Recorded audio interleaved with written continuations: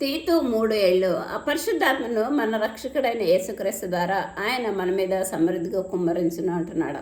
పరిశుద్ధాత్మ అగ్ని అభిషేకం కోసము ప్రత్యేకంగా ప్రార్థించవలసిన ఆవశ్యకత ఎంతైనా ఉన్నది. మొదటిగా తన అడుగు వారికి పరిశుద్ధాత్మను ఉచితంగా అనుగ్రహిస్తారంటున్నాడు. ఎందుకంటే పిలువబడిన వారు అనేకులుగానే ఏర్పరచబడిన వారు కొంతమంది. కాబట్టి దేవుని ప్రణాళికలో, దేవుని చిత్తం ప్రకారం, దేవుని వాగ్దానాలు ఉన్నట్లయితే పరిశుద్ధాత్మ అగ్ని అభిషేకం కోసము ప్రార్థించవలసిన ఆవశ్యకత ఏమైనా ఉన్నది.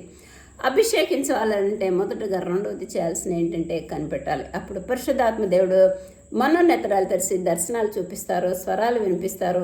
ప్రభు చిత్తాన్ని గ్రహించే శక్తి వచ్చినప్పుడు, ఏమి రవ్యమైనది, ఏది ఖ్యాతి అయినదో, ఏది నీతి న్యాయము గ్రహించగలిగిన శక్తి వచ్చినప్పుడు తను పంపిన వారికి కొలతలేని ఆత్మను అనుగ్రహిస్తారు. నజరేయుడైన యేసయ్యకే పరిశుద్ధాత్మ అగ్ని అభిషేకం అవసరమైతే దేవుడి సేవ చేయాలనుకున్నప్పుడు నీకెంత అభిషేకం అవసరమో పరలోక మర్మాలు బయలుపరుస్తారు.